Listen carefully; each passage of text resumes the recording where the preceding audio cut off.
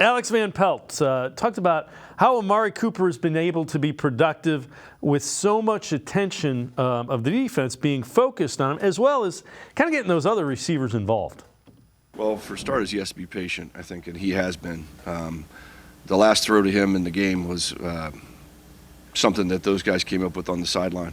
You know, every third down, Amari was getting doubled, and oftentimes they were doubling from low and not getting back over the top.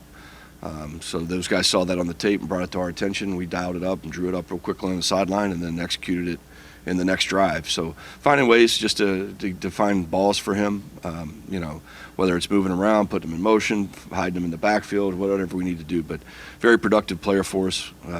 And, you know, teams are definitely doing their due diligence and trying to take him away.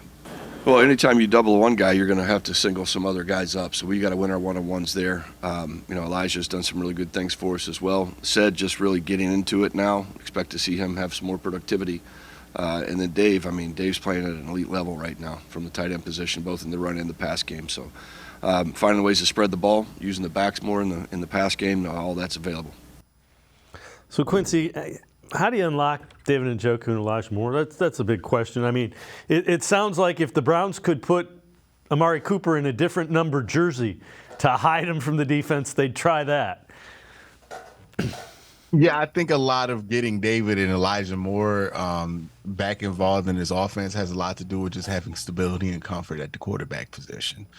P.J. Walker's not going to be somebody who you want to throw the ball in the middle of the field a ton, right? You want that to be Deshaun Watson.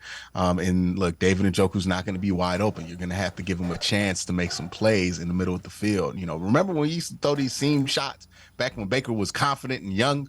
He used to throw these seam shots to David Njoku. They wouldn't be wide open, but they'd be enough so David can jump over top and make those plays. That's what we need to see from Deshaun, you know, get that confidence back and get that comfort in the offense to be able to hit David Njoku and Elijah Moore kind of over the middle of the field, and I think they'll be more productive. The reason why Amari Cooper, to answer the caller's question, the reason why Amari Cooper's gotten most of the targets is because look at the quarterback play, right? Like if you're not confident in your quarterback, where are you going to throw the ball? Towards the sideline, right? Because it can only go so many places if it goes wrong. If you throw it to the sideline, it's real easy to see a one-on-one with the wide receiver on the boundary. What's harder to see is to predict where the defense is going to go to be able to throw an accurate ball 40 yards downfield over three defenders. That's not something you want a P.J. Walker to do.